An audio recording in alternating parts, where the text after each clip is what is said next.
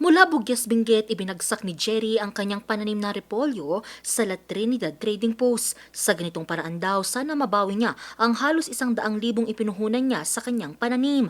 Pero nang sumirit ang presyo ng produktong petrolyo, halos kalahati daw ng kanyang naipuhunan ay malabo nang maibalik. Dagdag pasakit pa raw dyan ang paglagapak ng presyo ng repolyo sa 3 hanggang 7 piso kada kilo. Ma'am, talagang alugi ma'am.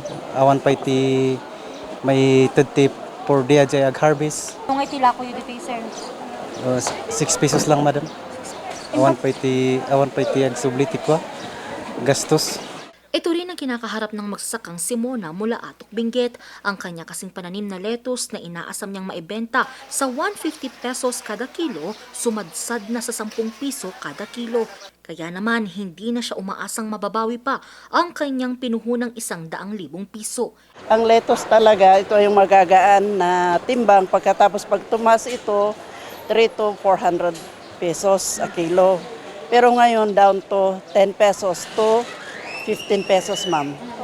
Wala, ma'am, hindi lalabas talaga. Kaya lang sayang naman na ibabasura sa farm. Kaya dinadala lang para lang mabenta. Ilan lamang sila sa libu-libong magsasaka na umaaray na ngayon hindi lang sa patuloy na pagtaas ng presyo ng produktong petrolyo, kundi pati na rin sa pagsadsad ng presyo ng ilang gulay. Sa price monitoring ng La Trinidad Vegetable Trading Post, bumagsak sa 5 to 7 pesos ang presyo ng repolyo na dati naglalaro sa 20 hanggang 30 pesos kada kilo. Ang lettuce ay mabibili sa presyong 15 hanggang 20 pesos kada kilo mula sa 20 hanggang 35 pesos kada kilo. Bumaba rin ang presyo ng patatas na 35 hanggang 40 pesos kada kilo at naglalaro naman ng 20 hanggang 35 pesos kada kilo ang bumbok. Ramdam na rin dito sa Baguio Public Market ang pagsadsad pa ng presyo ng ilang mga gulay. Kagaya na lamang ng 1 peraso ng romaine lettuce na ito na maaari mong mabili ng 3 piso dahil yan sa patuloy na pagtaas ng supply pero ang pagbaba naman ng demand. Madami pong supply po.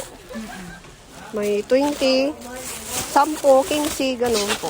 Bagsak presyo rin ang ilang gulay sa Nueva Vizcaya Agricultural Terminal Incorporated sa Bambang, Nueva Vizcaya. So, oversupply, tapos low ti demand, ti agbalance-balance gamin data. Ura ko mano adu ti supply, no nangato ti demand, ay kay malako.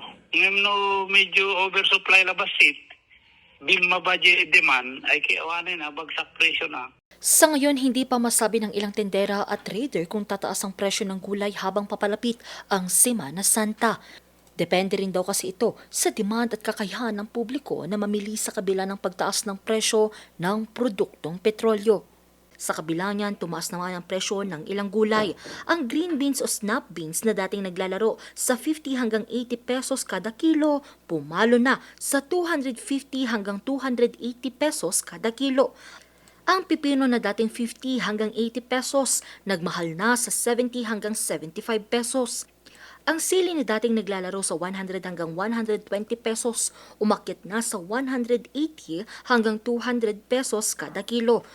Tumaas din ng 30 hanggang 45 pesos ang presyo ng carrots, habang 10 hanggang 30 pesos naman ang itinaas ng cauliflower. Halos dumoble rin ang presyo ng sayote.